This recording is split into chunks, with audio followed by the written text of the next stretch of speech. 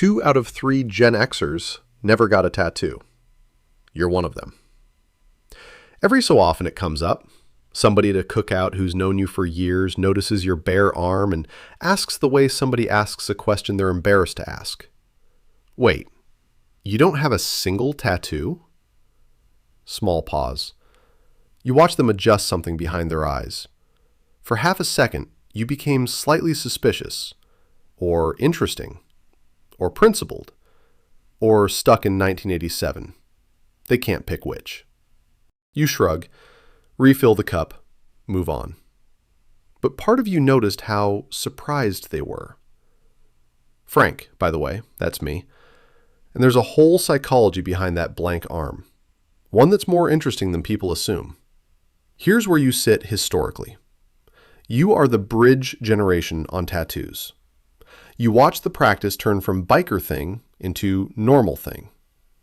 You were the first cohort of 20-somethings who could walk into a clean studio in a strip mall. You were the first to watch siblings and college friends and coworkers start showing up with ink in steady, casual numbers. Pew Research has tracked this. About a third of all Americans have a tattoo now. 46% of adults aged 30 to 49. 56% of women under 30. The Ipsos number on your generation specifically lands around 32% of you with at least one tattoo. The rest have nothing. No ankle butterfly, no tribal armband, no quote in cursive on the collarbone. Not even the small one nobody knows about. You were eligible. You were available. You were the right age. And you sat it out. Fear is the wrong angle. You weren't scared. The angle that matters is what specifically stopped your hand every single time. Because it almost stopped, didn't it? You came close. You walked past the studio one night with friends and felt something flicker. You said maybe out loud at least once. And then something inside you said no. A quiet little no. Almost inaudible. Every time. For 30 years. The first thing it was protecting you from was permanence. People love to say permanence, as if it's a flat word that doesn't mean much. Your brain understood it differently. You're sitting in a tattoo shop at 22. You're picking a design. Somewhere in the back of your head, a voice asks, "Will you like this when you're 40?" Most people brush that voice off. You couldn't. You sat there and tried to picture 40-year-old you. And 40-year-old you was a complete stranger. You had no idea what that person liked. You had no idea what that person was going to find embarrassing. You had no idea who that person voted for, who they slept next to, or what music was playing in their car.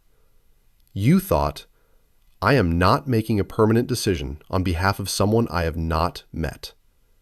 That right there is the psychology. Most people don't think of their future self as a different person. They assume the future version is just current them with more crow's feet. You knew better.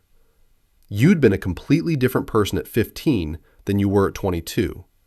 40 was not going to be the exception. This is one of the quiet truths about a lot of you. You have a much more honest relationship with the idea that your taste changes.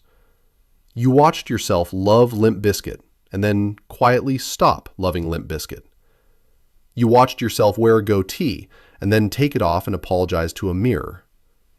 You watched yourself swear by a certain political position and then watch that position turn into something else entirely. By 25, you had enough data on yourself to know the data wasn't stable. So when somebody handed you a needle and asked you to pick a thing you'd love forever, you couldn't. Honesty was in the way. Tattoo regret data backs you up. Roughly 1 in 4 tattooed Americans regret at least one of their tattoos. And the data on who regrets is clear. Regretters got their tattoos significantly younger than non-regretters. The 22-year-old version of you that you didn't trust was statistically correct. The future stranger you didn't want to bind would have hated the choice. Now, layer 2, the wave. You sat out tattoos precisely because everybody around you was getting them. Read that again. The popularity is what triggered the refusal. Different story entirely. You watched the first wave, the tribal armband. A guy on your softball team came back with one in 1996 and walked around like he had been baptized. You watched the second wave, the lower back piece on every woman at the club. Then the Chinese characters that turned out to mean soup or table. Then the dolphin on the hip. Then the dream catcher. Then the infinity sign with the word breathe written through it. Then the matching tattoo a couple got the day before they broke up. Then the barbed wire that nobody talks about anymore. Then the koi fish on a coworker who couldn't tell you what koi means. You watched the same design show up on 3 different people at the same bar in the same week. You like a good tattoo as much as anyone. Eye rolling isn't your move. You aren't that guy. You just noticed. Noticing what other people are doing without joining in. You've done that your whole life. The tattoo industry was the first big test of one instinct you have. The instinct that says, if everyone is suddenly doing the same thing, slow down and ask why. Pause. Watch a little longer. See where it lands. When you slowed down on tattoos, what you saw was most of these people were getting this tattoo, the one that was popular this year, the one their cousin had, the one they saw on the wall when they walked in with no plan. A whole lot of people picked something that wasn't really theirs and then called it permanent. That made you back up. You were refusing the wave. The ink itself was almost beside the point. Some part of you has always been allergic to the sentence, everybody's doing it. Marketing research has measured this for years. Your generation gets described over and over as the one with the highest BS detector. You sniff out group enthusiasm and step back from it. That instinct is a real psychological feature. Your untattooed body is one of the cleanest pieces of evidence for it. A lot of you have been in the comments sharing stories about your childhood, your parents, things you never connected until now. Those messages, that's actually what made me sit down and write a book about it. Psychology of Gen X. It's in the description. And to the people already on the Patreon, and to those thinking about it, you're the reason this channel keeps going. Subscribers watch ad-free. Name goes in the credits. Links below. QR codes on screen. Layer 3. This one most people miss. There's a thing in psychology called costly signaling. A peacock grows a giant tail. A bird that survives despite the tail is announcing, look at how strong I am. I can afford this. I'm built for it. Tattoos work the same way. A tattoo says, I am committed to this. I am willing to wear it forever. I am willing to put my body through pain to make sure you see it. That is the signal. Costly, permanent, visible. You send the opposite signal. Your blank arm is also a signal. It says, I haven't found anything yet that I trust enough to wear forever. I am still listening. I have not locked in. I have not given the most permanent canvas I own to anything in particular. That is a signal too. Quieter. Doesn't get attention at the cookout, but it's evidence of a real personality type. Someone who has not finalized themselves. Someone who is keeping a few doors open. Someone who watched a lot of people lock in too fast. A study from 2012 compared the personality profiles of people who got tattoos with people who didn't. The tattooed group scored higher on extroversion, sensation-seeking, and need for uniqueness. They scored lower on conscientiousness. The non-tattooed group wired the opposite way. Higher conscientiousness. Slower to commit. More cautious about visible decisions. That is the polite way of saying, you think things through. The data caught a real difference. There's another piece to this. The body itself. Most people don't talk about their body as if it's a piece of property they own. They treat it as background scenery to their life. You don't. You have always quietly understood that your body is the one thing on this earth that actually belongs to you. Not your job. That can fire you. Not your house. The bank technically owns it. Not your relationships. Those can leave. Not your memories. Those lie to you. Your body is the only piece of inventory that has your name carved into it from birth. You don't deface inventory. You think long-term about the things that are yours. A lot of you grew up around adults who took poor care of the things that belonged to them. You watched cars die from skipped oil changes. You watched houses fall apart from a roof somebody put off for 10 years. You absorbed a quiet rule from it. The things that are yours, you protect. You don't decorate them on impulse. So when somebody hands you a needle and asks you to mark your one and only body to advertise an opinion you might not hold next year, your body answers before your mouth does. The body says, "Don't touch the inventory. We have to drive this car another 50 years. That is a Gen X kind of practical. Quiet. Unglamorous. Right. I wrote something I've been meaning to write for a while. A short book called Psychology of Gen X. It traces the things you do today back to the rooms and the people that built those habits into you. If that sounds like something you'd read, links in the description. The Patreon's in there too. If you want your version of this channel without the ads and your name at the end of every video, that's what it's for. QR code's on screen. Now the part most people don't want to say out loud. The identity part.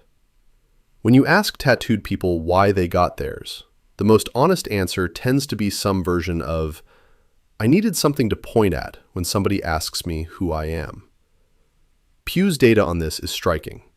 Around 69% of tattooed Americans say a major or minor reason they got their tattoo was to honor or remember someone or something. The tattoo is a signpost, a label, a way of putting a piece of identity outside the body where it can be seen. You never needed the signpost. Maybe you couldn't say it in fancy terms. Maybe you didn't have a paragraph ready on a podcast. You still knew who you were. You didn't need an external object to point at. You weren't carrying an identity around in your hand looking for somewhere to mount it. This is one of the most underrated traits in your generation. A lot of you have a stable inner sense of self that doesn't require external proof. You don't need to wear the band shirt to prove you love the band. You don't need to post the vacation to confirm you went on it. You don't need to ink the lyric on your forearm to remember what it means. The meaning is already inside. The arm adds nothing. Younger generations got tattoos partly because online life made identity feel slippery. They are being watched all day. Their bio has to say something. Their face is in 1,000 photos taken without permission. Identity feels like a moving target. A tattoo is one way to nail it down. To say, at least this part is real. At least this part is mine. At least this part is fixed. You did not grow up needing to nail it down.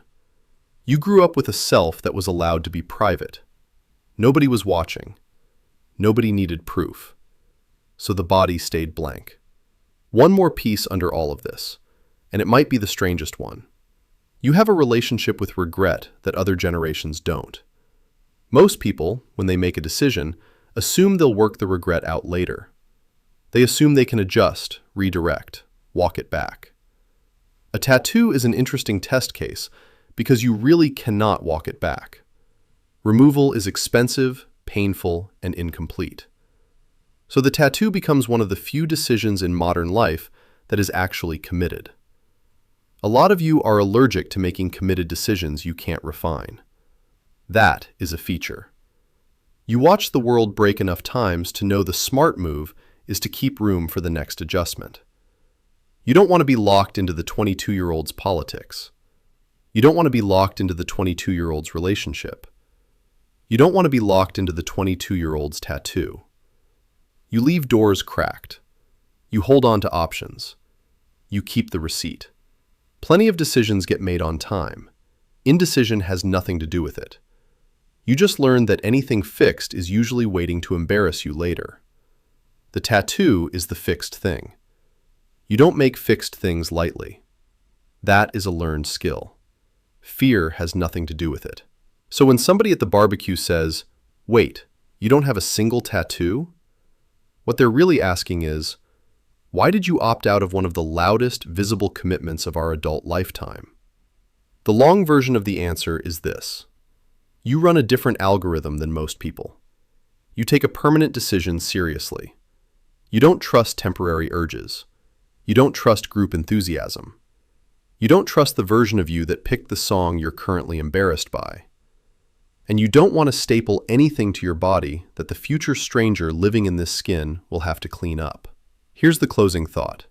In a world where everyone is announcing themselves at top volume, sleeve and bio and feed and a quote on the collarbone, you became one of the only people left who can still be a surprise.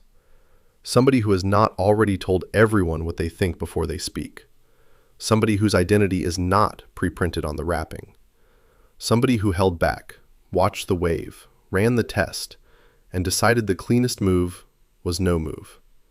That is a 30-year decision, a long, quiet one. And that's fine. Yeah, absolutely not weird at all. Anyway, thanks for tuning in. Check out all the links in the description below, and I will see you in the next video. Take care.